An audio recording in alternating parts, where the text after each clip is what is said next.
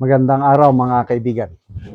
Bigyan natin ng reaction, opinion itong post, ang balita ngayon. Title, Trillanes, malaki ang maitutulong. Umani ng reaksyon sa social media ang pahayag ng veteranong broadcaster na si Jason sa kaugnay sa posibilidad na maging bahagi ng gabinete ni Pangulong Ferdinand Marcos Jr. si dating Senador Antonio Sani Trillanes IV. Matatandang sinabi ni Trillanes na bukas siya sa pagpasok sa gabinete kung makakatulong ito sa mas maraming Pilipino. Kung sa paniniwala natin ay makakapagserbisyo tayo ng maayos sa posisyon na iyon, why not? Kung mas marami tayong matutulungan. Atat na atat siya maging cabinet member. Gayunman, tila may ibang pagbasa ni Zonza sa naturang payag at naglabas ng komento. Ito ang banat ni Jason sa. Balita ko, nais ni Trillanes maging cabinet member. Malaki ang maitutulong niya upang tuluyang bumagsak ang Marcos administration. Grabing sopalpal naman na Mr. Jason sa. Tignan natin ang reaksyon. 8,300 nag-react. 6,900 ang tumatawa. So, sinong tinatawanan? Jason sa or si Trillanes? Ako, tingin ko si Trillanes tinatawanan. 1,200 like. Nag-like sila sa payag ni Jason sa makakatulong pagbagsak ng Marcos administration kung magiging cabinet member siya ni PBBM. Okay.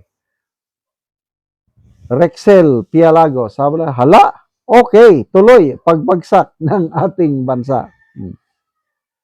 Amante Elaido, hindi bagay ang cabinet dyan sa sundalong kanin. Dapat dyan ikulong sa baul at ipadlak para hindi makahinga.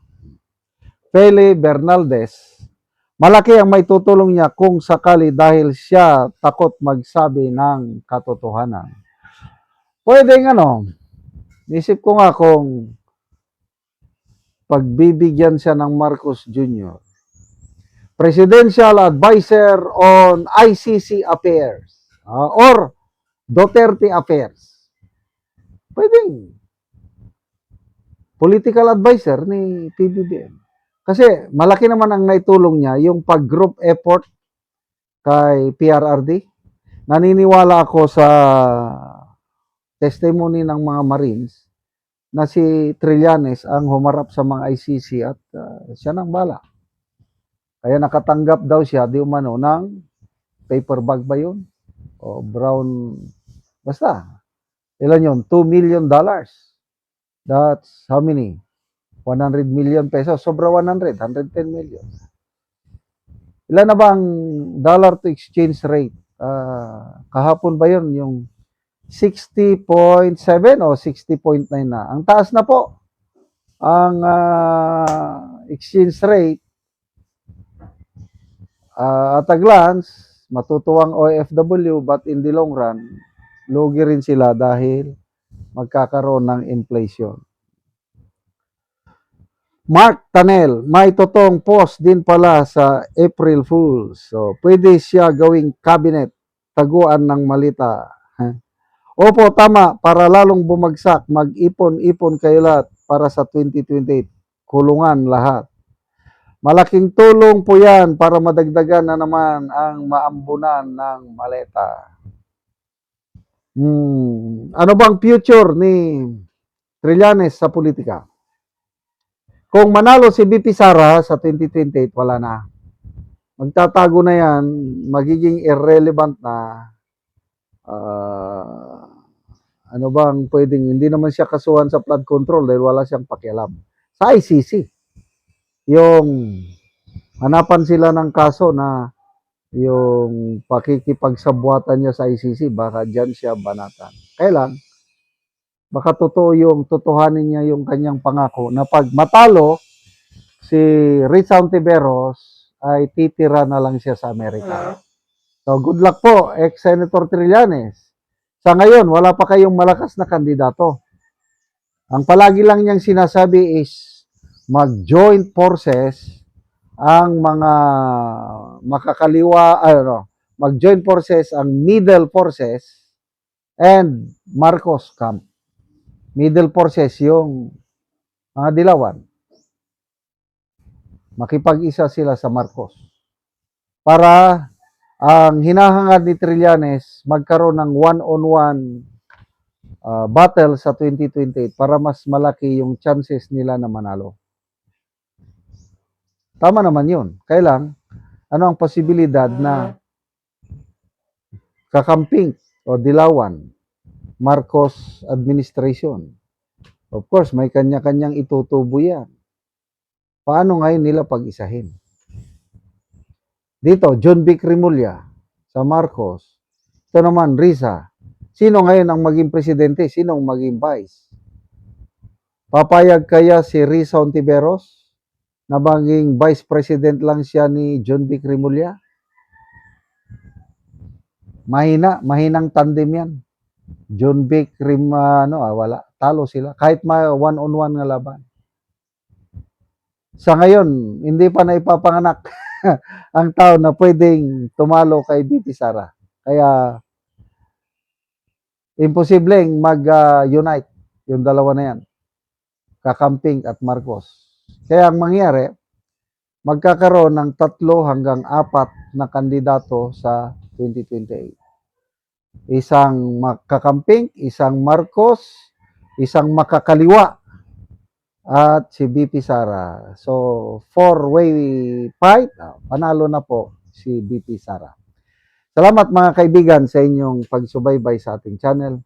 Nakakatulong kayo ng malaki sa tribong Talandig ng Bukidnon dahil ang income natin sa channel na ito is pantulong po sa tribo. Namimigay tayo ng libreng yero at pako para makapagpatayo naman sila ng mas maayos na tirahan. Panoorin ninyo ang video na ito. Karon mo na ni ang mga hero nga ipanghatag sa mga tao. Balo. So, ang uban dagan-dagan gyud ani ang mga balo nga matagaan o gero. Balo. So, daghan gyud ni sila. 20 ka pami. O mo na ni sila ang matagaan. Muna ni sila ang matagaan, mga tigulang na gyud. Salamat sa Ginoo.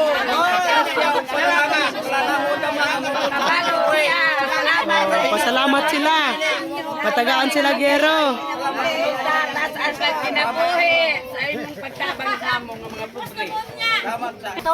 Pila imong edad na nay? 82. 82 ka na. Oh, So karon pa ka nakatilaw og tabang sa yero. karon pa gyud. Alas kadugay na nanay sa imong pagkat. Naman sa mga kandidato. Oh. Oh. Kandidato. Oh. Walay nakatabang yun. Wala. Dili na kandidato. Oo, ang mga kandidato walay nakatabang. So karon pa gid mo natabangan. Ako sa 67 akong edad. Oh. Ako si Oyong Rogelio Hawiran. Oh. Salamat kayo sa grasya ug panalangan niya gihatag sa amo. Wala na mo damang nga moabot sa among kinabuhi kami tiguang na sa akong asawa pareha na may 60 kapin. Di na may pagkakayag trabaho. Di ni makakaon ug dili ni makagbuso basok-basok ginagmay ug hatagan mi sa among mga bata. Salamat kayo kay maghirang na akong balay sa sulay kaya hapit na mo lang ka. Katuluan na gyud. Di salamat kayo kay maripir na ginamo sa dugay panahon among pangandong. Salamat. Ikaw nanay, pila na imong edad nanay? 72. 72. So mga tigulang gyud ang matagaan karon og gero. Pa kami matagal. So Pasko ra bagid karon nanay. Ay, ako Oh, makarepair mo siya ng balay. sponsor. Namak balang nga mo sa tagaan siya og baskong pangawas niya hangtod nga hangtod magdaas pa niya. Kailak bagid si nanay. Salamat tayon guys. Salamat kay nag-anhi ka nga nakatabang ka na mo. Nagkailak si nanay sa kalipay. Kay lang sa kanay, tungod kay wala may mga bana na way sa katabang amo. Mabalo pagit ka nanay. Nautunta nga Sige lang nanay. Kinabi, nautunta nga. Diyos naman yung magkagam, tagatalan nga magubang kanimo sa kanunay matag-adlaw. Kay ikaw ang nagagiya, ikaw ang gigiyahan sa Ginoo nga makatabang ka na mo. Kay wagid may mo di na pagkabalay tungod sa wala ni mga bana way kasaligan. Sila silang pangwala. Sa Ginoo na lang gid ang mahibalo sa imo. Nautunta, pangayon na mo sa kay tasan. Nagagaan ka pagtaas nga kinabuhi antod sa hangton kay aron daghan pang matabangan nimo sama ka na. Salamat kayo, ante. Tuwa na imong ansin, ante. Gikuan na. Gidala. Muna ni ang sini, ante. Taga na mo gero. So muna ni giragkuon sa buslot sa balay ni nanay sa nakahilak. Ihilak yun siya sa kalipay. Oh, mga sako lang. Nag-sponsor sa amo sa sen. Kaya dili pa ikaw. Wala din makatag sa amo. Oo. Daghang kayo salamat. Salamat kayo.